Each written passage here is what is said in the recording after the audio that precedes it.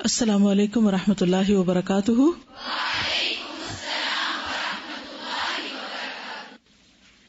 نحمده ونصلی علی رسولہ الکریم، اما بعد فاعوذ باللہ من الشیطان الرجیم، بسم اللہ الرحمن الرحیم، رب اشرح لی صدری ویسر لی امری واحلل عقدۃ من لسانی یفقہوا قولی۔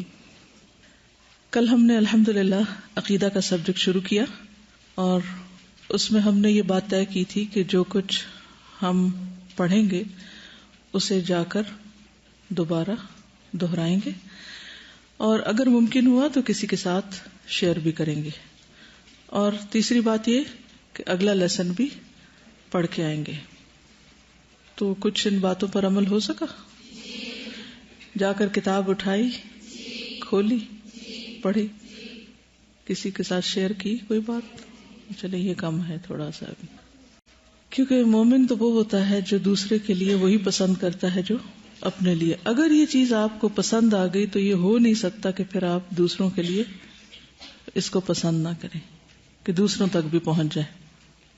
جی، تو کس نے گھر جا کر ایک بار ریڈنگ کی؟ کس نے 2 بار کی؟ کس نے 3 بار کی؟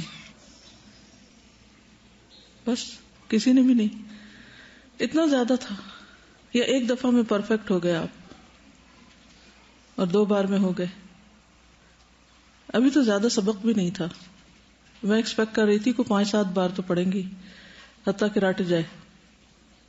چلیے آئندہ کے لیے تھوڑا سا اگر انکریز کر لیں تو انشاءاللہ بہت اچھی طرح ہو جائے گا۔ صرف تھوڑے دن کی پریکٹس کی بات ہے، شروع میں ہر چیز مشکل ہوتی ہے، پھر آہستہ آہستہ آسان ہو جاتی ہے۔ کس نے کسی اور کے ساتھ بھی شیئر کیا؟ تو کس کے ساتھ شیئر کیا آپ نے؟ روم میٹ کے ساتھ؟ وہ تو یہیں پر تھی پہلے سے۔ میں نے سوچا کہ کسی اور اس شخص کے ساتھ جس تک یہ بات ابھی نہیں پہنچی، لیکن الحمدللہ بہت اچھا کیا۔ اگر آپ نے روم میٹ کے ساتھ بھی کیا تو کیا بتایا آپ نے ان کو؟ اوکے، کوئی ڈکشنری وغیرہ بھی کنسلٹ کی؟ آپ لوگوں کے پاس کوئی ڈکشنری ہے چھوٹی یا بڑی یا نہیں؟ آپ میں سے ہر ایک کے پاس ڈکشنری ہونی چاہیے، اردو کی پاکٹ سائز بھی اگر ہو جائے یا عربی اردو ہو جائے چھوٹی سی، تو اس سے انشاءاللہ بہت جلد آپ کو زبان میں جو مشکل الفاظ ہیں سمجھ آنے لگیں گے۔ اچھا، اور کس نے شیئر کیا؟ جی، کس کے ساتھ کیا؟ اپنے شوہر کے ساتھ۔ گڈ۔ اور کسی نے شیئر کیا کسی کے ساتھ؟ جی، یعنی عقیدہ کی زندگی میں اتنی اہمیت ہے کہ نبی صلی اللہ علیہ وسلم مکہ میں آپ کی زیادہ توجہ لوگوں کے عقیدے پر تھی، اور اسی کا پیغام آپ نے سب سے پہلے دیا۔ ٹھیک ہے، تو باقی لوگ یہ سمجھتے ہیں کہ ساری قوم کا عقیدہ درست ہے، اس لیے زحمت کی ضرورت ہی نہیں کہ کسی سے کوئی بات کی جائے۔ ہاں، ایسا ہی ہے۔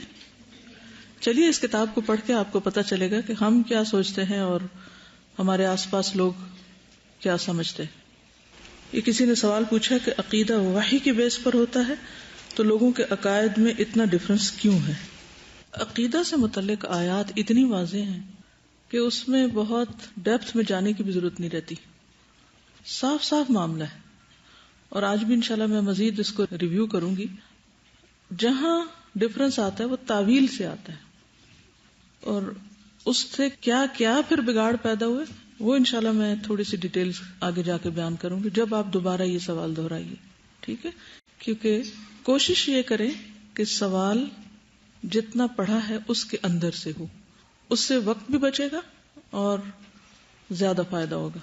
بہت سی چیزیں آگے چونکہ آ جائیں گی، اگر میں وقت سے پہلے سمجھاؤں گی تو سب کو سمجھ بھی نہیں آئے گی بات، اور میں اپنے مقصد سے ہٹ جاؤں گی۔ جی،